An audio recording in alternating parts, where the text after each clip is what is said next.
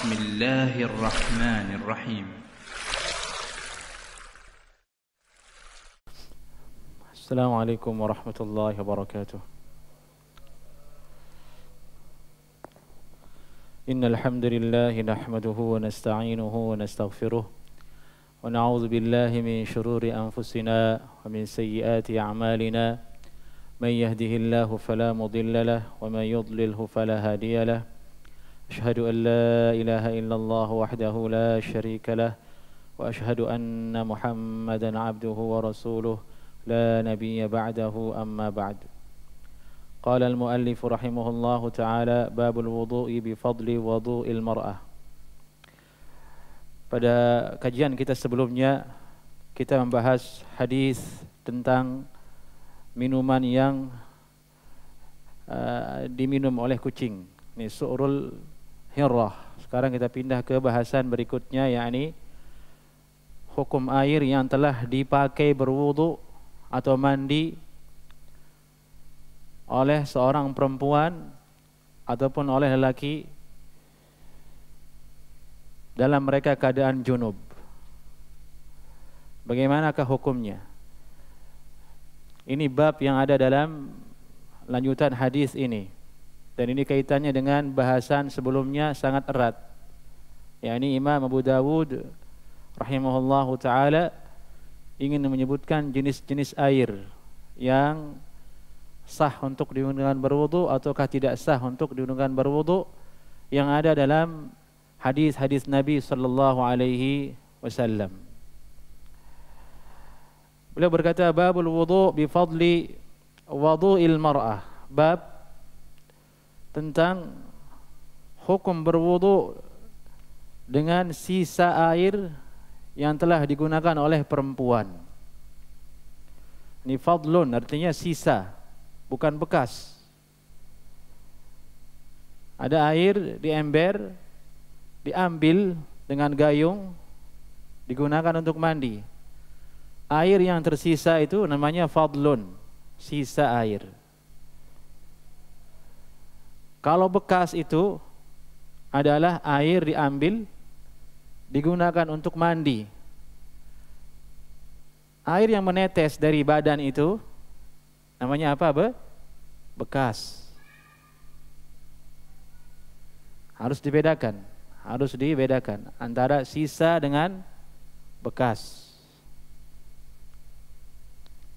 Yang dibahas di sini adalah sisa air yang digunakan untuk mandi. Artinya kita akan dibawa oleh hadis ini menerawang ke suatu zaman yang serba keterbatasan di saat itu, yaitu zamannya Nabi sallallahu alaihi wasallam. Mereka mandi dengan air yang berada di dalam inaun, yaitu bejana, atau di hari ini ember. Itu yang paling populer dalam hadis. Dalam semua riwayat itulah yang digunakan oleh para sahabat dulu untuk mandi dan berwudu.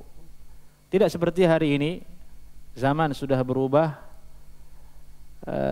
teknologi berubah, akal pikiran manusia berkembang untuk memenuhi kebutuhannya. Sehingga wadah air itu banyak bentuknya. Ada yang pakai toren, ada yang pakai macam-macam lah begitu. Tidak terpaku dengan inaun atau bejana. Hadisnya berbunyi qala haddatsana Musaddad bin Musarhad. Ini sering muncul namanya di sini dalam kitab Sunan Abu Dawud. Beliau thiqah. Qala haddatsana Yahya ibn Qattan, thiqah juga. An Sufyan ats-Tsauri, dari Sufyan ats-Tsauri thiqah juga. Beliau berkata qala haddatsani Mansur Ibn al-Mu'tamir al-Kufi, beliau thiqah juga. An Ibrahim, dari Ibrahim bin Yazid al-Kufi, beliau thiqah juga. Anil Aswad bin Yazid al-Kufi, beliau thiqah juga. Dari Aisyah radhiyallahu taala anha. Disebutkan bahwasanya Al-Aswad bin Yazid ini yang pernah bertemu dengan Aisyah, pernah meriwayatkan dari Aisyah radhiyallahu taala anha hadis. Disebutkan oleh ulama, beliau ini di antara keutamaannya itu beliau berpuasa Nabi Dawud alaihissalam, sehari puasa sehari makan, terus sampai akhirnya matanya buta sebelah karena gara-gara sering berpuasa.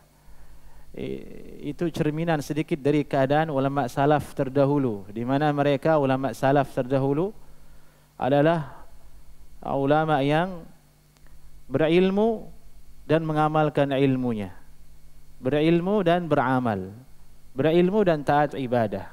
Beda dengan generasi setelahnya, yakni hanya berilmu tapi sedikit beramal, atau bahkan mungkin sedikit ilmu, sedikit amal. Atau kebalikannya, ada orang banyak ibadah, sedikit ilmu. Yang menggabungkan antara keduanya, itulah orang yang sesuai dengan keadaan salaf, berilmu dan mengamalkannya. Kalau kita akan baca sejarah ulama-ulama hadis yang ada dalam sanad-sanad ruwatul hadis, kita akan takjub, kita akan terheran bagaimana mereka diceritakan keadaan hidup dan ibadahnya sangat-sangat luar biasa, yang kalau seandainya kita bandingkan diri kita dengan mereka, kita tidak ada apa-apanya. Kita tidak akan sampai ke ujung kukunya pun tidak ada, baik ilmu maupun amal.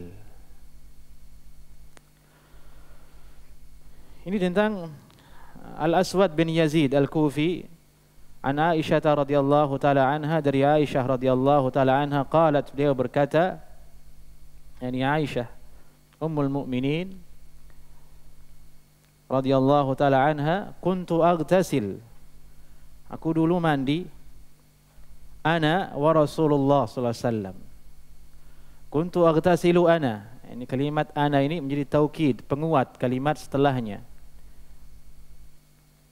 yakni sebagai penguat. Dalam tatanan bahasa Arab tanpa ana pun cukup, tapi untuk memperkuat kuntu aghtasilu ana, sama dengan firman Allah, uskun anta wa zaujukal jannah, diamlah engkau wahai Adam.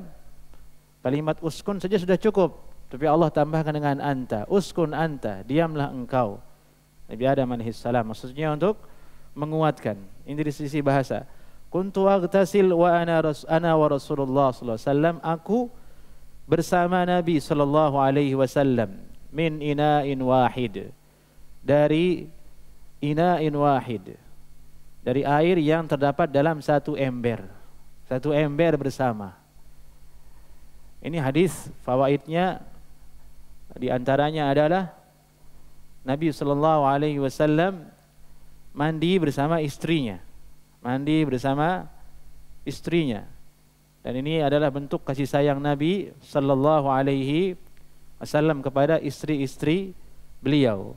Kalau mandi bersama ini biasanya dilakukan oleh pengantin ketika di awal-awal saja. Kalau sudah setahun 2 tahun, ogah loh mandi bersama. Duluan aja bikin ribet katanya mungkin. Tapi Nabi sallallahu alaihi wasallam tidak. Ini usia pernikahannya Nabi dengan Aisyah sudah, ini Aisyah istri keberapa? Istri ketiga. Ini Nabi bernikah dengan Khadijah, kemudian Zainab, kemudian Aisyah. Ini usia pernikahan yang sudah lama dilalui oleh seorang laki-laki. Tapi Nabi mandi bersama Aisyah. Coba antum sudah menikah di sini, usianya nikah 7 tahun, 8 tahun, kapan antum mandi terakhir bersama istri? Mungkin 2 tahun yang lalu, karena mau ogah katanya.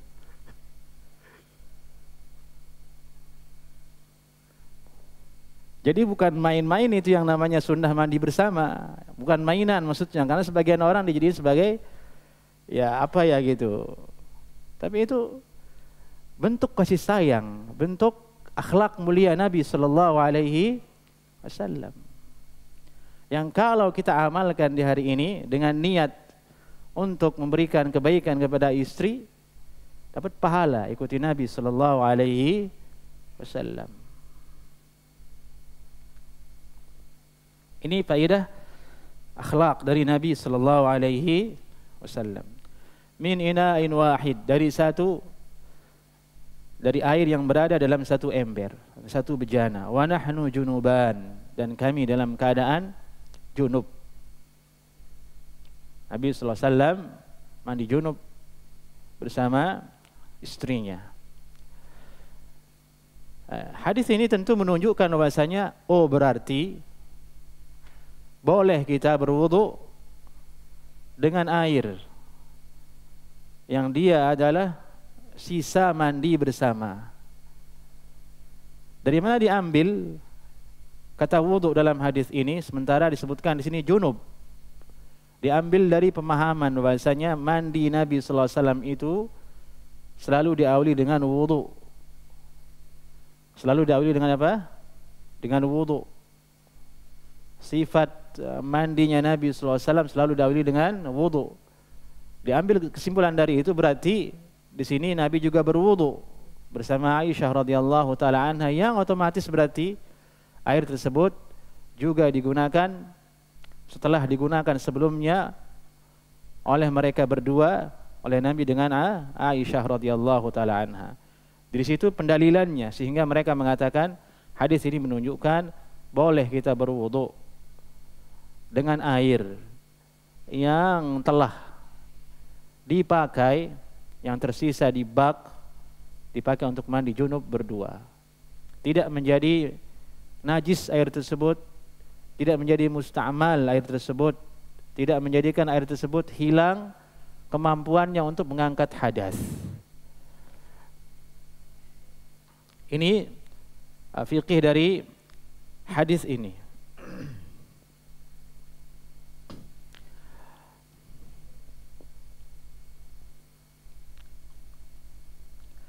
Dalam riwayat yang lain disebutkan bahwasanya Aisyah radhiyallahu taala anha dengan Nabi sallallahu alaihi wasallam ketika mengambil air di dalam ember tersebut, tangannya bergiliran dengan Nabi sallallahu alaihi wasallam.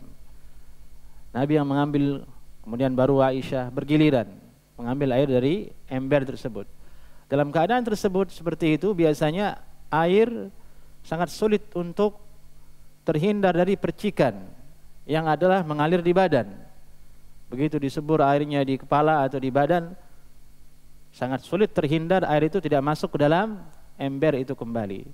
Di situ digunakan dalil oleh ulama hadis ini juga bahwasanya air yang sedikit itu kalau terkena oleh bekas berwudu maka tidak menjadikan air itu musta'mal, tetap sah dijadikan untuk berwudu. Ini di antara fikih yang diambil dari hadis ini.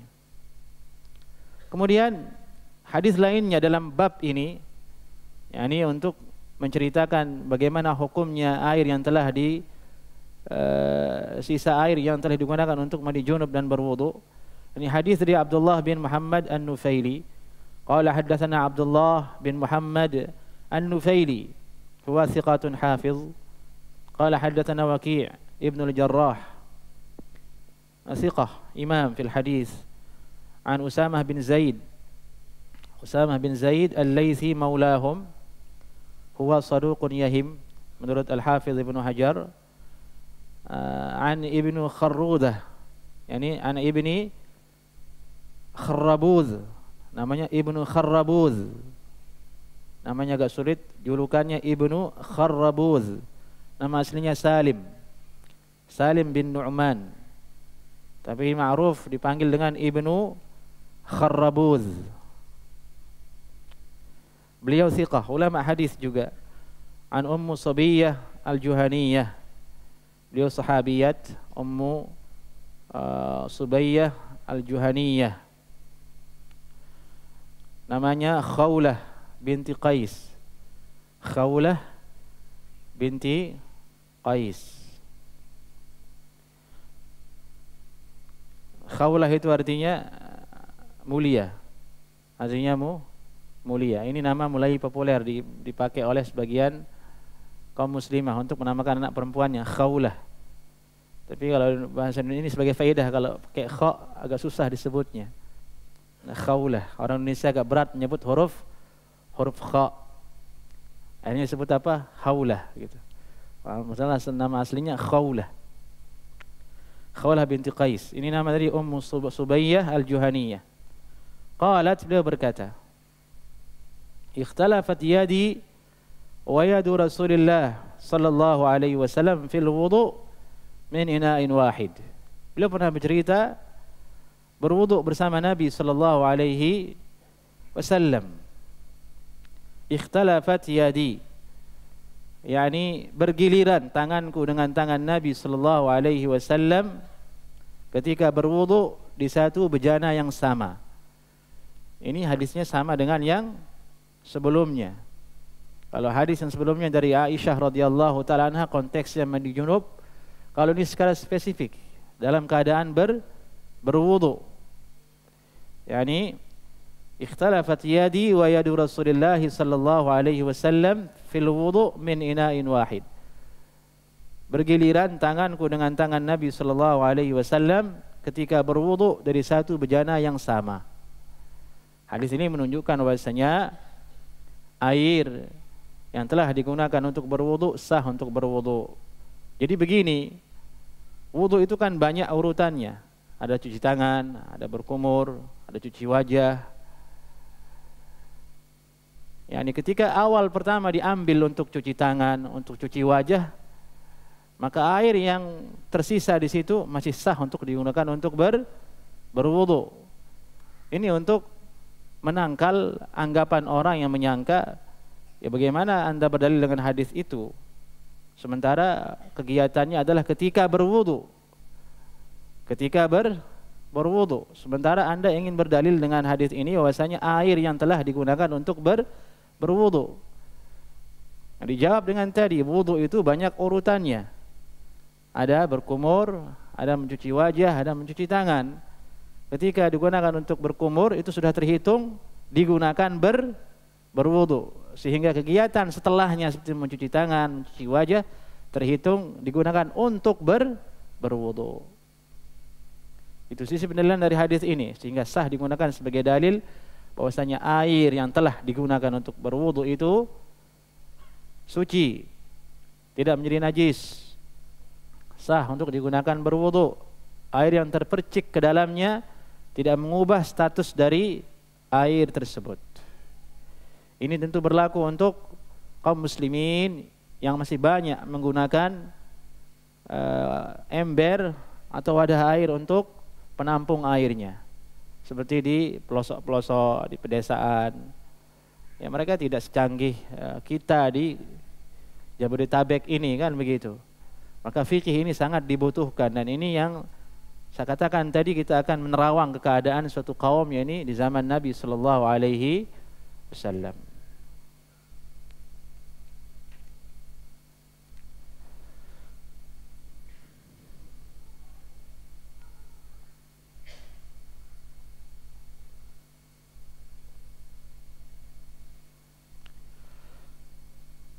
Hadis berikutnya masih dalam bab yang sama, yakni menjelaskan hukum air yang telah digunakan untuk berwudu. Qala haddatsana Abdullah bin Maslamah. Abdullah bin Maslamah huwa thiqatun 'abid. An Malik, yani Malik bin Anas, Imam Malik, Imam Darul Hijrah rahimahullahu taala. An Nafi', dari Imam Nafi'.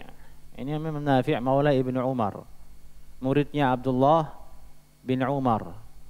Ibnu Umar itu putranya Umar bin Khattab radhiyallahu taala anhuma.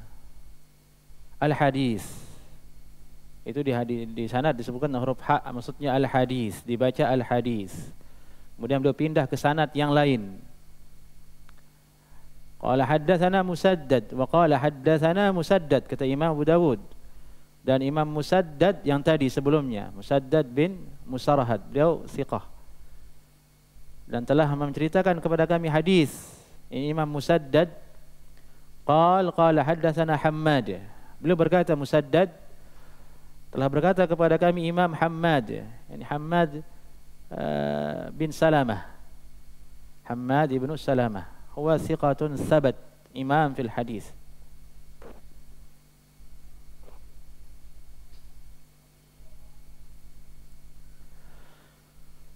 An Ayyub,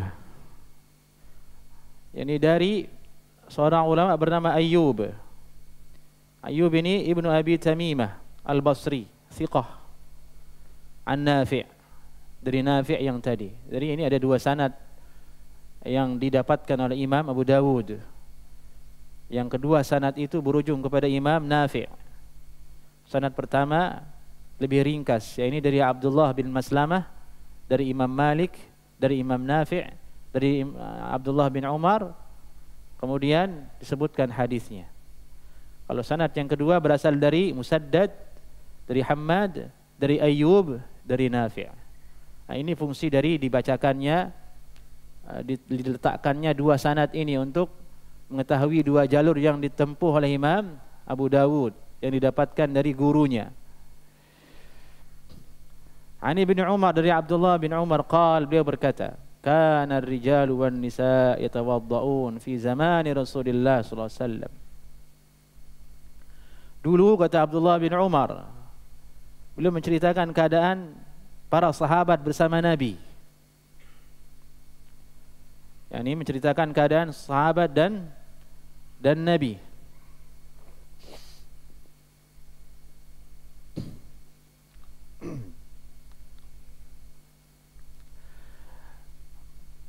Bahwa di sini ada faedah.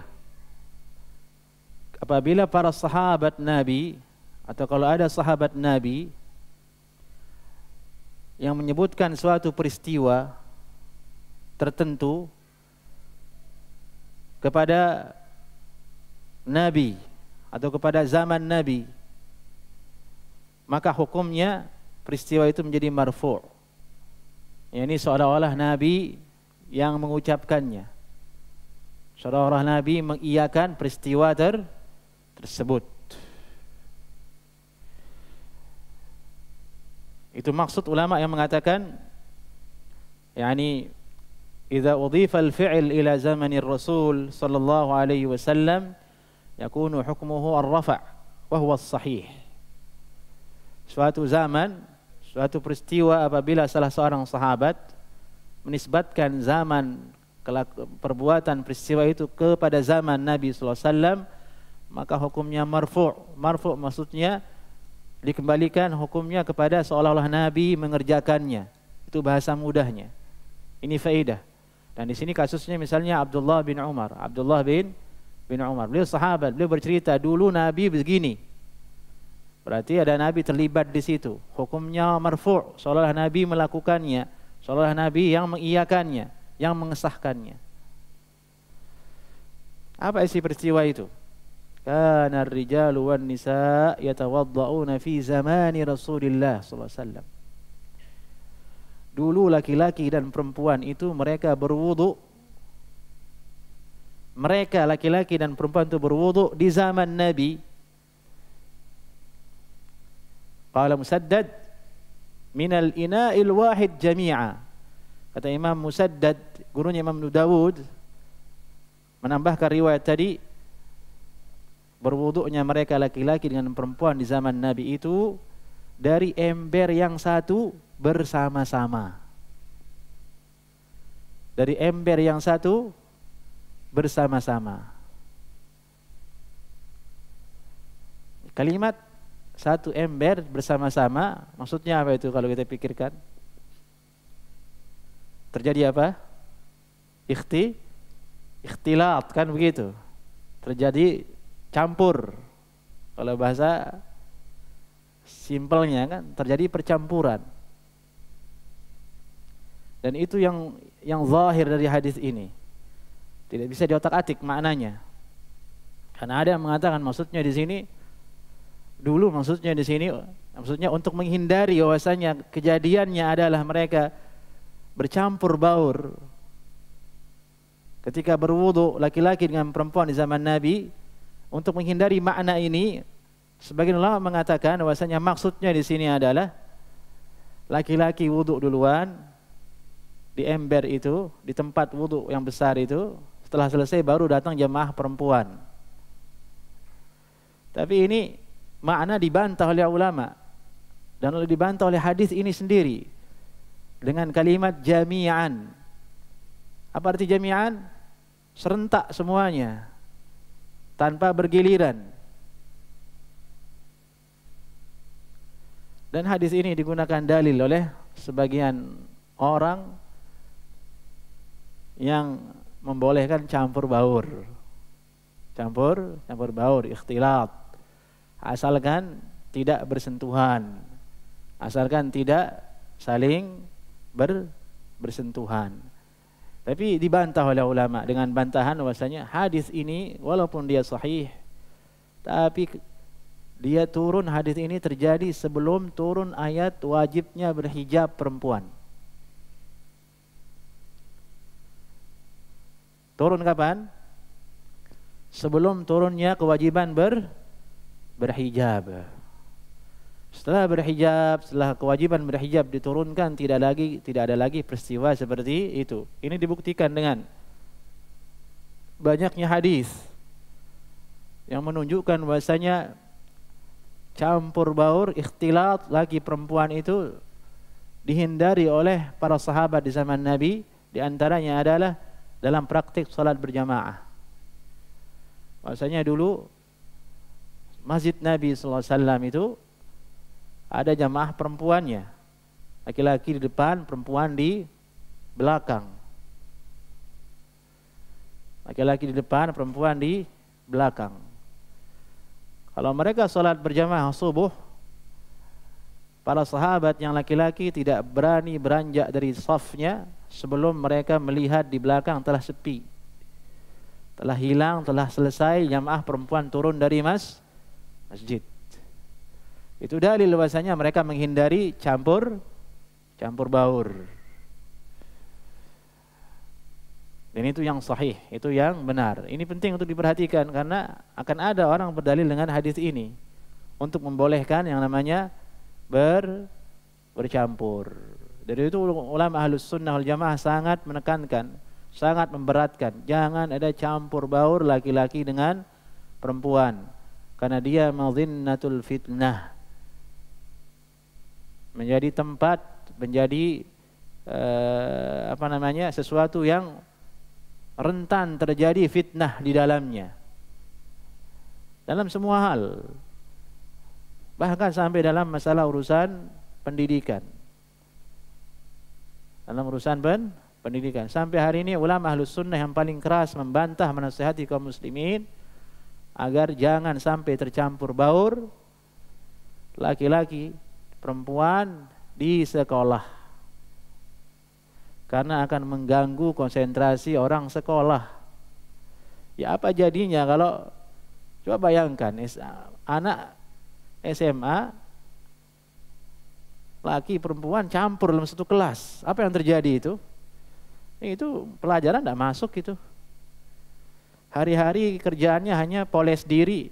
Laki-laki supaya keren datang ke sekolah, perempuannya supaya menarik datang ke sekolah. Belajar mah nomor sekian. Yang penting gaya dulu kan begitu. Dan itu yang waqi' terjadi, tidak bisa ditolak, tidak bisa untuk dibantah. Apalagi yang jenjang universitas. Jenjang lebih dewasa lagi mereka. Seperti di Indonesia, kampus-kampus. Nah, itu sudah levelnya bukan ikhtilat lagi. Kayak suami istri sudah mungkin. Sama gebetannya, sama pacarannya datang ke kampus. Wala'iyadzubillah min dzalik. Dan kampus seperti itu menamakan dirinya Islam. Kampus Islam ini, kampus Islam itu, Universitas Islam ini. Isinya apa? Baur, campur baur. Laki-laki dengan perempuan. Terjadilah fitnah. Terjadilah kemudian pelanggaran dalam syariat. Allah sudah berfirman, la taqrabuz zina, jangan dekati zina. Jangan kalian lagi perempuan yakni berdua-duaan. Yang yatakhalla, ini khulwah. Menyendiri laki dengan perempuan. Semua itu terjadi kalau tercampur baur laki-laki dengan perempuan. Bahkan saking ketatnya ulama Ahlus Sunnah wal Jamaah melarang dari sejak usia SD pun dilarang. Kalau anak laki-laki sudah mulai paham, mengerti, dilarang dicampur baur dengan perempuan. Kalau tidak akan terjadi hal-hal yang sangat membahayakan. Karena perempuan adalah fitnah paling berat untuk kaum laki-laki. Sebagaimana dalam hadis yang masyhur diketahui, ma taraktu fitnatan adarru 'ala rijali minan nisa. Tidak ada fitnah yang paling berat yang kau tinggalkan untuk kaum lelaki selain dari fitnah perempuan. Fitnah di sini maksudnya ya dia tertarik, dia menjadi senang sehingga melanggar perintah Allah Subhanahu wa taala. Jadi kesimpulannya hadis ini, hadisnya sahih. Zahirnya menceritakan bahwasanya dulu laki-laki dengan perempuan di zaman Nabi itu berwudu sama-sama di wadah yang satu tanpa ada pengingkaran dari Nabi sallallahu alaihi wasallam. Oh, ini terjadi ketika ayat kewajiban untuk berhijab belum turun dari Allah Subhanahu wa taala. Setelah turun perintah kewajiban berhijab, dilarang ikhtilat. Maka sekali lagi ini cobaan yang besar, yang berat untuk orang yang berpegang teguh dengan agamanya, terutama di negeri kita di Indonesia. Di mana-mana ada perempuan. Antum mau naik angkot ada perempuan. Antum mau naik kereta ada perempuan. Mau ngantri di ATM, nah itu yang paling bahaya, ada perempuan. Mau ngantri bayar ada perempuan. Di mana-mana terjadi hal semacam itu. Itu menunjukkan bahwasanya di mana keadaan masyarakat kebanyakan bermudah-mudah dalam hal itu, meremehkannya dan tidak tahu hukumnya. Maka kewajiban kita bersama untuk berdakwah, untuk menyampaikan hal itu supaya orang-orang menghindarinya. Orang-orang menghindarinya. Adapun kita yang tidak bisa menghindarinya, kita banyak-banyak istighfar kepada Allah Subhanahu wa taala, banyak-banyak kita tundukkan pandangan, banyak-banyak kita bertaubat karena sudah tidak bisa dihindari. Para masyayikh, para ulama yang zuhud, yang wara, kadang tidak berani datang ke Indonesia sebagiannya. Alasannya karena itu. Baru nyampe di bandara internasional Indonesia sudah kaget duluan. Ya, ini banyak perempuan yang tidak berhijab, banyak perempuan yang di mana-mana berdampingan dengan perempuan, duduk dengan perempuan. Namun yang disayangkan, masalah ini justru menjadi perkara yang dicoba oleh sebagian orang-orang liberal, oleh orang-orang yang ingin kebebasan di Timur Tengah sana sebagai bahannya untuk dikritik dan didobrak. Sehingga muncul sekarang di Timur Tengah itu banyak pemikir-pemikir yang berusaha untuk memutar balik kebenaran. Ya, ini dengan alasan untuk biarkan perempuan bebas, biarkan perempuan seperti laki-laki, bercampur biarkan. Padahal ulama sudah bertahun-tahun menjaganya, dari zaman Syekh bin Baz, dari zaman Syekh Albani, bahkan dari zaman ulama sebelumnya. Mereka sangat ketat dalam hal itu. Tapi sekarang sudah mulai bermudah-mudah dengan banyaknya muncul orang-orang yang memanggil masyarakat kepada jalan yang tidak benar. Itu di Timur Tengah, apalagi di Indonesia. Indonesia mah sudah tidak perlu dai lagi, sudah memang begitu keadaannya, orang campur baur. Wal'iyadzubillah min dzalik. Adapun di sisi fikihnya sama dengan hadis sebelumnya. Hadis ini menunjukkan tentang bahwasanya wudunya laki-laki dengan perempuan di situ ember yang sama tidak menjadikan air tersebut menjadi najis, tidak menjadikan air yang tersisa di ember itu menjadi tidak bisa untuk digunakan berwudu. Tentu kita ketahui di sini mereka ketika berwudu bersama-sama di situ berbeda-beda air yang mereka ambil, sehingga pasti ada sisa air yang masih tersisa yang akan diambil oleh tangan-tangan yang lain dari laki-laki dan perempuan. Baik. Kita lanjutkan ke hadis berikutnya. Hadis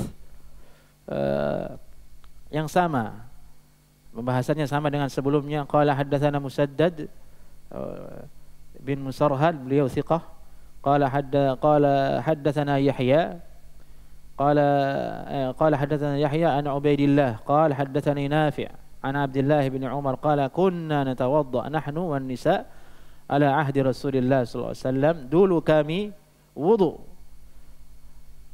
dan perempuan-perempuan wudu di zaman Nabi sallallahu alaihi wasallam dari satu ember yang sama. nudli fihi aidina, kami cemplungkan tangan kami ke dalam ember tersebut. Ini dalil yang paling kuat yang menunjukkan bahwasanya air yang telah digunakan untuk berwudu tidak berubah hukumnya, sah untuk bersuci setelahnya. Baik. Hadis bab berikutnya, babun nahyi an dzalik. Bab larangan untuk melakukan hal itu.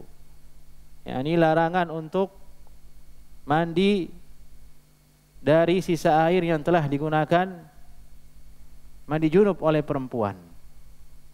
Kalau hadis sebelumnya tadi hadis Aisyah radhiyallahu taala anha, di hadis yang pertama dalam bab ini beliau mandi bersama Nabi sallallahu alaihi wasallam berdua, mandi junub. Hadisnya sahih. Hadisnya menunjukkan bahwasanya air yang digunakan tidak berubah hukumnya. Nah, sekarang di sini ada hadis yang melarang hal itu, yang kontradiksi dengan hadis Aisyah tadi. Itu hadis Abu Hurairah di sini. Coba lihat di situ hadisnya yang bagi yang bawa kitab. Qala haddatsana Ahmad bin Yunus. Qal haddatsana Zuhair. Qal haddatsana Zuhair an Dawud bin Abdullah al-hadis. Wa qala haddatsana Musaddad. Lagi dari Musaddad. Qala hadatsana Abu Awanah an Dawud bin Abdullah an Humaid al-Himyari qala laqitu rajulan sahiban Nabi 4 sinina kama sahibahu Abu Hurairah qala naha Rasulullah sallallahu alaihi wasallam an taghtasila al-mar'atu bi fadli ar-rajul aw yaghtasila ar-rajulu bi fadli al-mar'ah zada Musaddad wal yaghtarifa jami'a. Hadis sebelumnya, hadis Aisyah dalam bab hukum mandi dengan sisa air yang telah digunakan oleh perempuan.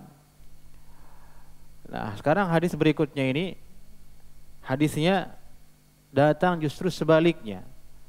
Dia datang untuk menjelaskan larangan menggunakan sisa air yang telah digunakan wudu oleh perempuan. Dia ada kontradiksi di sini. Bunyi hadisnya di situ, laqitu rajulan sahiban Nabi, ini dari Humaid al-Himyari. Humaid al-Himyari. Beliau thiqah. Qal laqitu rajulan sahiban Nabi, aku telah berjumpa dengan seorang laki-laki yang telah bersahabat dengan Nabi, telah bertemu dengan Nabi 4 sinina, selama 4 tahun, kama sahibahu Abu Hurairah, sebagaimana Abu Hurairah radhiyallahu taala anhu telah bersahabat dengan Nabi. Jadi sahabat Nabi itu juga ada levelnya, ya maaf ibu-ibu. Ada sahabat yang levelnya yulazimun Nabi sallallahu alaihi wasallam, lama bersama Nabi, bertahun-tahun bersama Nabi. Itu seperti Abu Hurairah, seperti Anas bin Malik, seperti Abu Bakar, seperti Umar, seperti Utsman, seperti Ali. Itu levelnya beda. Sudah lama bertemu dengan Nabi, berjumpa dengan Nabi. Mereka itu yang banyak meriwayatkan hadis dari Nabi. Yang paling banyak itu Abu Hurairah radhiyallahu taala anhu, karena lama bersama Nabi, bertahun-tahun bersama Nabi.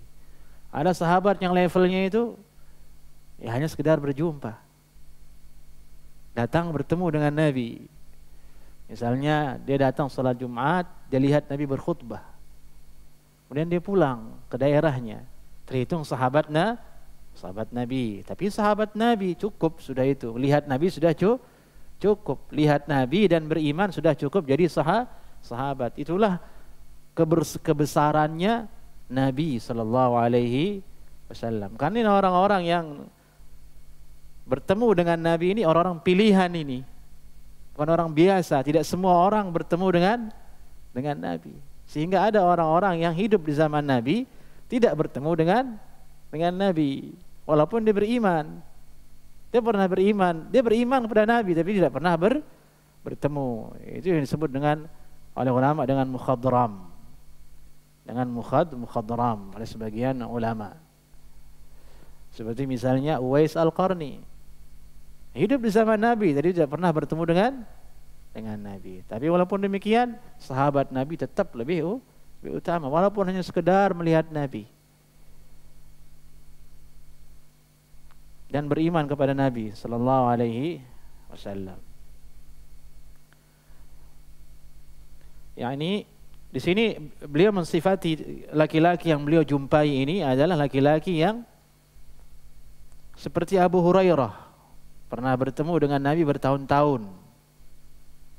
Ini untuk menghilangkan syak dan wasangka bahwasanya laki-laki ini bukan laki-laki sembarangan. Qala, dia berkata, ini sahabat Nabi ini, naha Rasulullah sallallahu alaihi wasallam an taghtasil al-mar'atu bi fadli ar-rajul.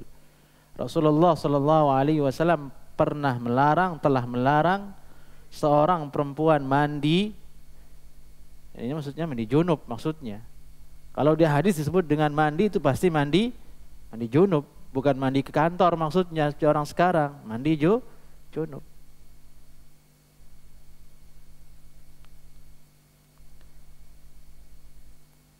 Nabi SAW pernah melarang perempuan mandi bifadlir rajul, dengan sisa air yang telah dipakai mandi oleh laki-laki, oleh suaminya maksudnya. Jadi bayangan gambarannya adalah suaminya mandi duluan, kemudian dia keluar dari kamar mandi, istrinya mandi berikutnya. Itu gambarannya. Nah, sisa air yang ada di situ tidak boleh digunakan oleh perempuan. Itu maksud dari hadis ini, larangan ini. Aw yaghtasila ar-rajulu bi fadlil mar'ah, atau sebaliknya, laki-laki mandi dengan sisa air yang telah dipakai mandi junub oleh istrinya. Ini larangan. Sementara hadis sebelumnya menyebutkan apa? Aisyah mandi bersama dengan Nabi. Mandi bersama dengan Nabi di situ otomatis menjadikan air itu ada yang tersisa yang digunakan oleh Aisyah radhiyallahu taala anha. Ketika Nabi sallallahu alaihi wasallam mengambil air duluan, berarti itu sisa air kan, berarti baru diambil oleh Aisyah. Bertentangan dengan hadis sebelumnya. Ini hadis yang pertama dari hadis Abu Hurairah. Hadis yang kedua untuk menguatkan larangan ini, ada hadis yang datang dari seorang sahabat bernama Al-Hakam bin Amr Al-Aqra'. Al-Hakam bin Amr Al-Aqra'.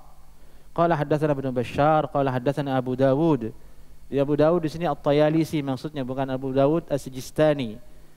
Kalau Abu Dawud As-Sijistani ini yang punya kitab Sunan Abu Dawud. Ada lagi namanya Abu Dawud At-Tayalisi, lain lagi. Namanya sama, kunyahnya sama-sama Abu Dawud, tapi orangnya beda. Ini qala haddatsana Abu Dawud, yani At-Tayalisi. Qala haddatsana Syu'bah an Asim Al-Ahwal, beliau thiqah, an Abi Hajib Saduq, anil Hakam bin Amr, beliau adalah sahabi yang disebut dengan Al-Aqra'. Anna Nabi sallallahu alaihi wasallam, sungguhnya Nabi sallallahu alaihi wasallam naha an yatawadda ar-rajul bifadli tahuril mar'ah. Nabi SAW pernah melarang laki-laki wudu dengan sisa air yang telah digunakan oleh perempuan. Nah, sekarang ini bagaimana kemudian menggabungkan dua hadis ini sekarang? Ini membolehkan, yang ini melarang. Jalan ringkasnya adalah, pertama, ada yang melemahkan hadis Al-Aqra' yang ini, yang tadi kita baca terakhir ini. Hadisul Aqra' dhaif. Itu pendapat Imam Bukhari rahimahullahu taala, sebagaimana disebutkan oleh Al-Khattabi dalam Ma'alimus Sunan dan yang lainnya, mengatakan mazhab Imam Bukhari, beliau melemahkan hadis ini. Hadis Al-Hakam bin Amr Al-Aqra', hadisnya dhaif. Kalau dhaif berarti tidak bisa menjadi dalil, tidak bisa menandingi hadis Aisyah yang awal tadi yang sahih. Sehingga dengan begitu yang benar adalah boleh mandi dengan sisa air yang telah digunakan oleh laki-laki ataupun sebaliknya. Tapi hadis yang lainnya sahih. Ini hadis yang pertama, hadis Abu Hurairah tadi di awal, sahih. Dua-duanya sahih. Maka berusaha digabung oleh ulama. Cara menggabungnya begini. Mereka mengatakan maksudnya yang dilarang di sini ini adalah air yang jatuh dari badan perempuan atau laki-laki. Yang tadi kita bahasakan di awal dengan apa? Bekas. Yang dilarang di sini adalah bekas. Air bekas mandi. Air bekas wudu. Itu yang dilarang untuk digunakan. Untuk mandi kembali oleh laki-laki atau wudu kembali oleh laki-laki atau sebaliknya digunakan lagi mandi oleh perempuan atau wudu oleh perempuan. Gambarannya adalah air itu berarti banyak, dia nyebrung ke situ, dia bangun, kemudian sisa air itu mengenang di situ, itu yang dilarang, itu bekas berarti kan? Atau dia wudu, ditampung di bawah air wudu itu, karena mungkin musim kemarau seperti ini, irit air begitu, ini pakai wudu lagi, itu tidak sah. Atau dia mandi, bekas air mandinya ditampung, dia mandi pakai ini lagi, itu yang tidak boleh maksudnya hadis ini. Adapun yang selain dari itu maka boleh. Ini jam'un hasan. Ini penggabungan dua hadis yang dianggap bagus oleh ulama. Karena selama masih bisa hadis itu tidak dicoret, lebih bagus daripada dicoret. Yani al-ihdar, yani mencoret, menggugurkan makna suatu hadis menjadi dalil itu berat.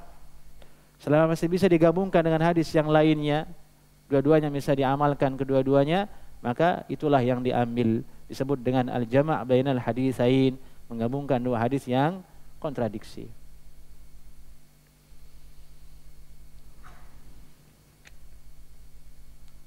Baik. Sampai di sini kajian kita, semoga ada manfaatnya. Insyaallah taala kita lanjutkan ke hadis berikutnya, pertemuan berikut, hadis nomor 83, babul wudu bima'il bahr. Semoga Allah Subhanahu wa taala memberikan kita keistiqamahan untuk menelaah kitab Sunan Abu Dawud ini, karena dia adalah telaah kitab yang tidak sebentar, lama, karena isinya ribuan hadis.